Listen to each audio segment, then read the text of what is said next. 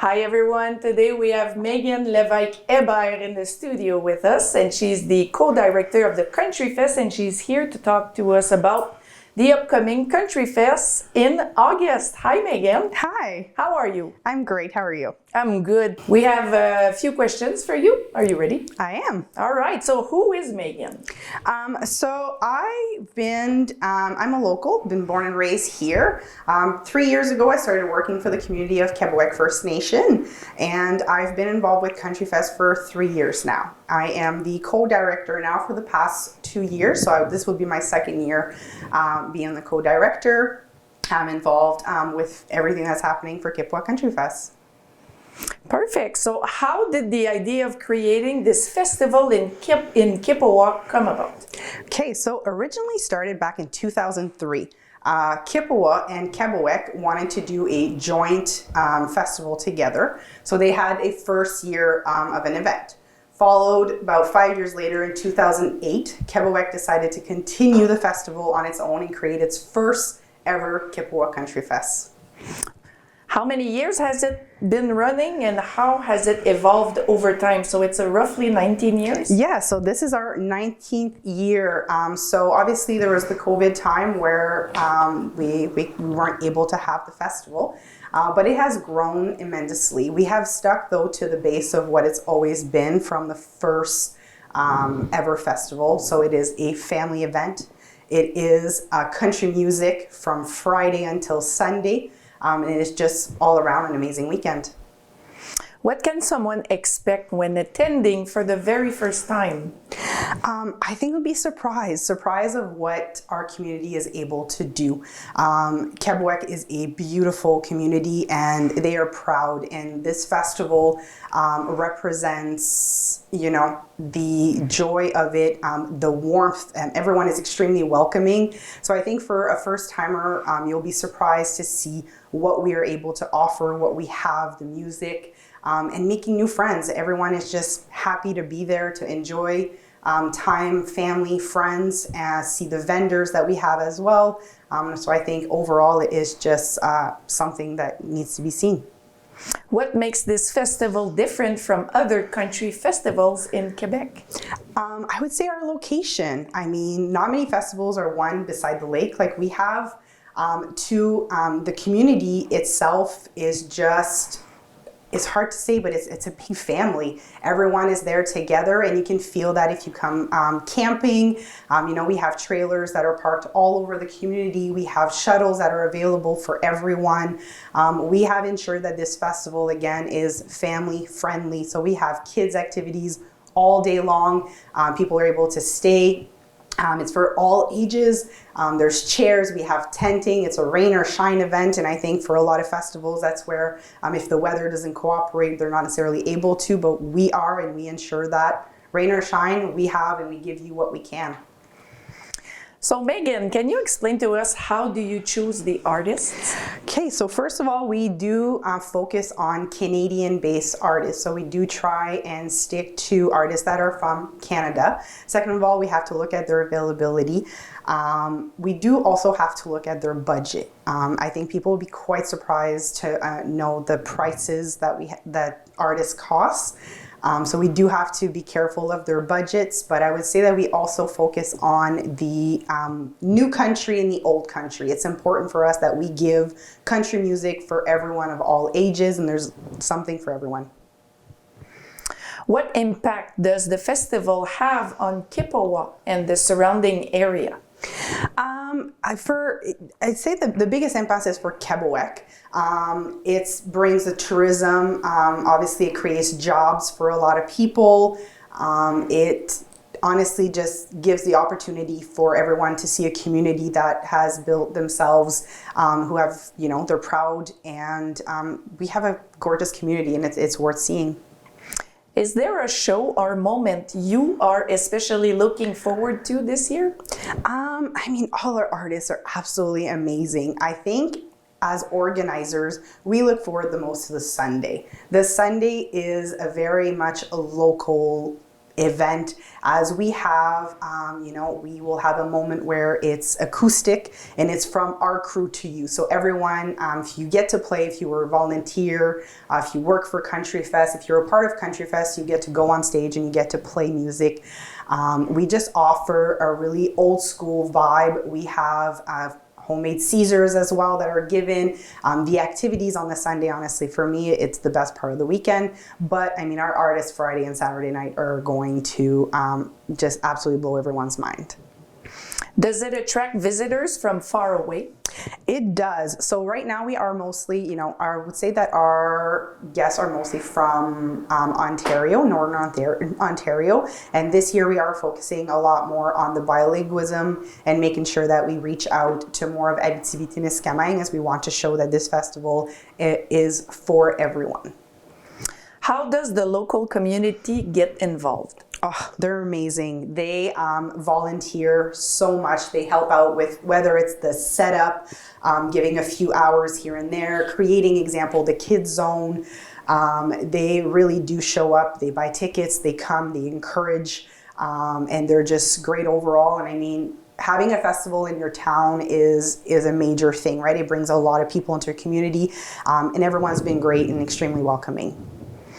How many people are involved in organizing the event? So there's 3 of us on the executive team, so that we really do the day-to-day stuff. We organize everything that we can, and then we have 8 other volunteers on our team, and they each have their own category to deal with. Some are really more hands-on throughout the weekend themselves. Other, it's more in the preparation, their background stuff that a lot of people don't know that we need to do for a festival. What is the biggest challenge in preparing an event like this? I would say the time restraint is always something, obviously, but I think like a lot of festival, it's the budget. It's getting funding, it's getting sponsorships. When we look this year, I've reached out to over 269 companies to get sponsors. And unfortunately, the return is lower than expected. So I think the biggest challenge, as most festival would be, is funding, is ensuring that we have sponsors, funding, and just our sales tickets.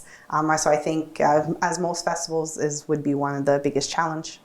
And how long does it take to organize everything? So I think in a perfect world would be 12 months. That would give us plenty of time to really have everything. Last year we proved that in 3.5 months we were capable of organizing an event that I think we were proud of.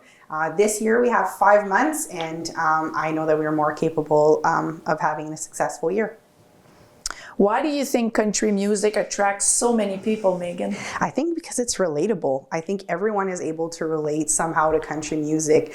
And in the case of our festival, even if country music is not your number one, music that you listen to, the atmosphere that it brings, the family, the friends that are all around, I think that it really caters to everyone. Is the audience mostly country fans or also curious newcomers? I think a little bit of both. We've seen that last year. We have our return ones, right? We have our festival goers that they've been here for 18 years and they'll be here again for the 19th year. And every year we always say, bring someone new with you. Invite more family to come down and spend the weekend and have a time together, come to the ground. We have so many surprises planned as well. But I think that, as much as you can love country, the festival is truly just a family and friends event. What's the moment when you think, okay, this was all worth it? So last year for me and Aaron, it was Saturday night.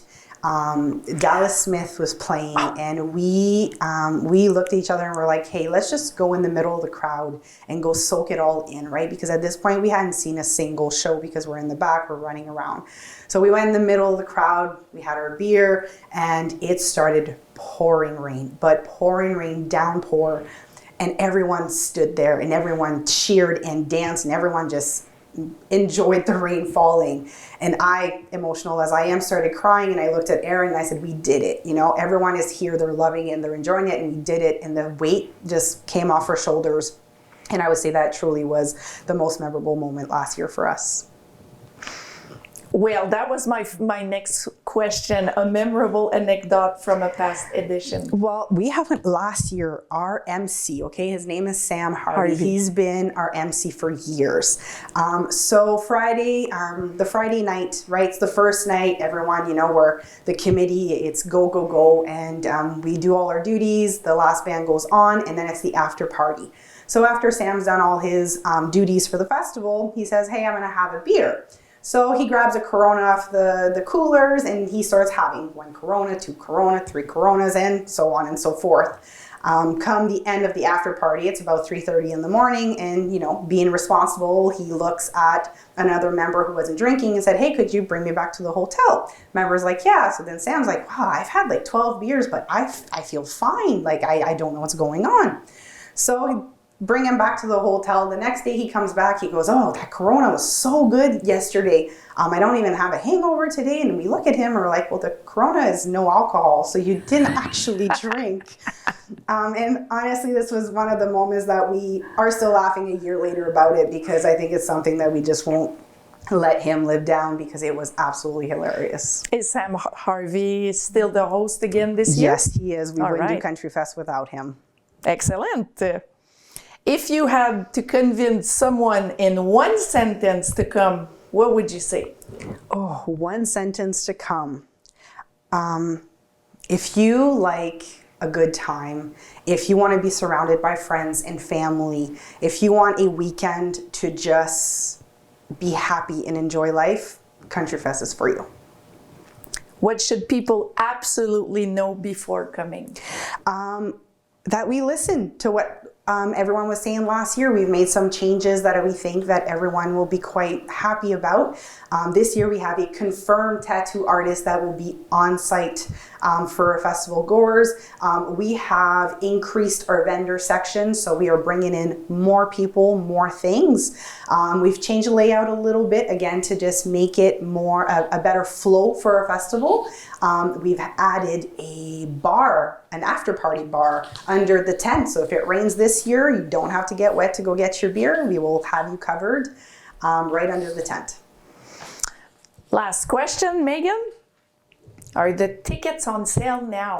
Yes, they are. So everyone go to kippawacountryfest.ca, follow the link and purchase your tickets. They are currently on sale for the early bird special of $130 for the weekend pass.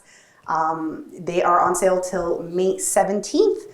So go now, buy your tickets. Again, that is the weekend pass for you guys. So that is from Friday to Sunday, and it's a good deal. So Meggan, who's coming to CountryFest this year? So this year we have amazing groups. So from Tim and the Glory Boys to Gord Bamford to the Girls, and the Girls is 3 amazing old school country artists that have grouped together to give you guys one hell of a show. And obviously our main headliner, Dean Brody. And I think everyone knows that he is worth it to come and see. Oh my goodness, it's going to be such a fun weekend. Oh, we're looking forward to it. CountryFest, August 14th, 15th, and 16th this summer. Reserve the date. Come in full, invite your family and friends. Okay, so Meggan, thank you so much for coming to give us all the informations, and I'm certain it's going to be a successful CountryFest once again. Thank you. Thank you.